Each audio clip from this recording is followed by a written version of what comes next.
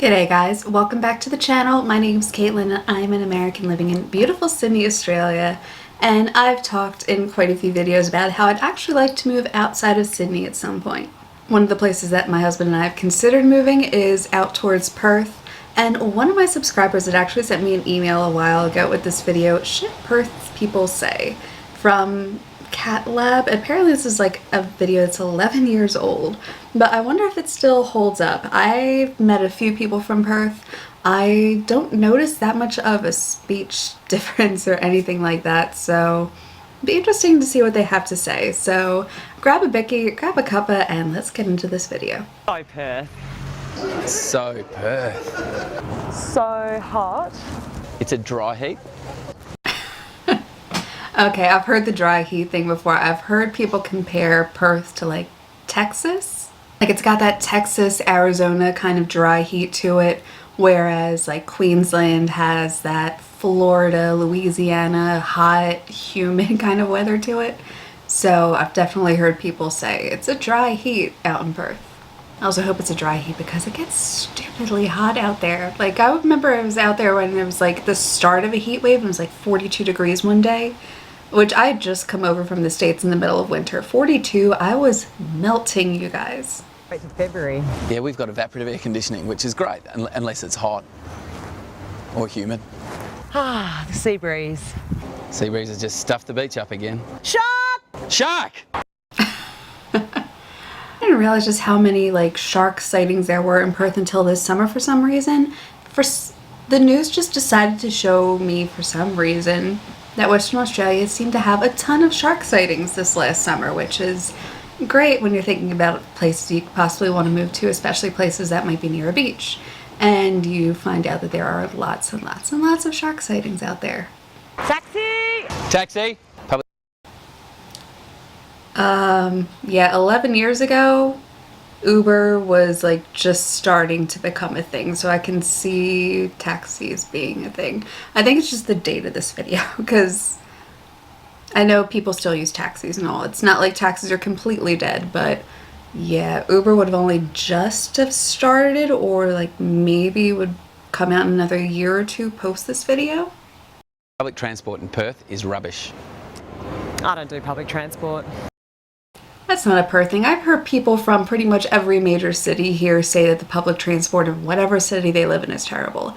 Even in Sydney, and I'm sorry, the public transport in Sydney compared to like where I was from in the States, not terrible at all. Like, I don't think you guys realize just how good your public transport is compared to some places in the world. Why don't people move down the train? People here don't know how to drive. People here do not know how to merge. Parallel park. Stuff it. The convention centre. The new stadium. Bell Tower. The foreshore development. Ugly. It's weird. It's stupid. Okay, that's not... So maybe the buildings are talking about as a Perth thing, but that's not just a Perth thing. That's not even just an Australian thing. I remember when they put up the Comcast Center over in the States, which if you've seen like the Comcast building in Philly, it looks like a giant USB drive, and that was the intention.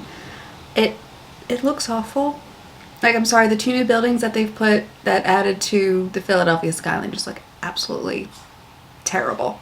So no, that's not just a Perth thing. I feel like a lot of people don't like seeing big changes to the skylines in the cities that they're from. It's a bloody eyesore. The white elephant.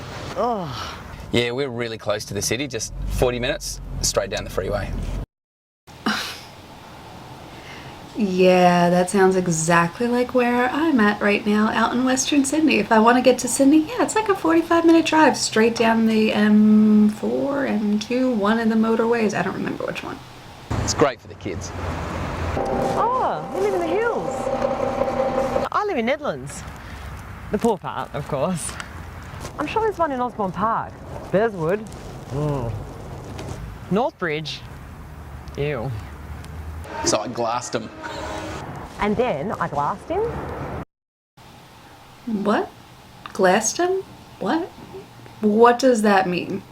Like, I've never heard that before. I've met a few people from Perth. I've never heard that term before. Yeah, no. Yeah, nah. Yeah, nah. Okay, again, that's not a Perth thing. I've heard Aussies from all over the country say that. So, not just a Perth thing. I think, given this is like a not even 3-minute long video, you guys don't have too much to pick on when it comes to Perth. That's an Aussie thing. What school did you go to? My sister's friend actually dated Heath Ledger. Oh, this coffee is awful. This coffee is awesome. Oh, the milk in this coffee tastes burnt. The coffee is so much better in Melbourne. I didn't think the coffee in Perth was that bad. So it was a Dome, I think it was called, or something. It's one of the, it's pretty sure it's a chain because I saw a few of them out there, but I've only seen them in Perth since moving over here. The coffee wasn't bad. Like, I don't know why you guys are complaining. Maybe it's just because I'm so used to American coffee that I'm like, well, why in the world would you guys possibly complain? Like, Melbourne coffee is okay. Yeah, the coffee in Perth was not that bad. Oh, the coffee's so much cheaper in Melbourne. Oh, the restaurants in Melbourne are so much better. The bars in Melbourne, so much better. I wish I lived in Melbourne. I am totally moving to Melbourne. Do people in Perth actually say that? Like, I've never heard anybody from Perth say that, but at the same time, I actually have a friend who is from Perth and she's moved out to Sydney and she's been living out in Sydney for a long time and says that there's like nothing to do in Perth. So, do people in Perth actually say that? Just let me know in the comments down below, because I've never heard it. Yeah, I just got back from Bali. I'm so sick of birthday parties in Bali. Righto, you can get a Bali for half the price. Oh, my honeymoon? Oh, we're just going to Bali. We're saving up to go somewhere proper next year. Oh, you poor thing. I still haven't been to Asia. It's on my list. Like, at some point, Mark and I are going to go over there. Still have not been. He wants to see Singapore. I want to see Bali. I also have Thailand and Vietnam on that list. So, at some point, I'd like the chance for us to go just, like, spend a month around Southeast Asia. That would be amazing. But I still have not been to Asia. I'm still a little bit annoyed about that because it's supposed to go, things fell through. One of these days. Mark and I will get there one of these days. Bali? Bali. Yeah, I'm thinking of going fly in, fly out from Bali. $40 for a pub stay. Yeah. I'm sorry, how much? I just paid $14 for a pint of beer.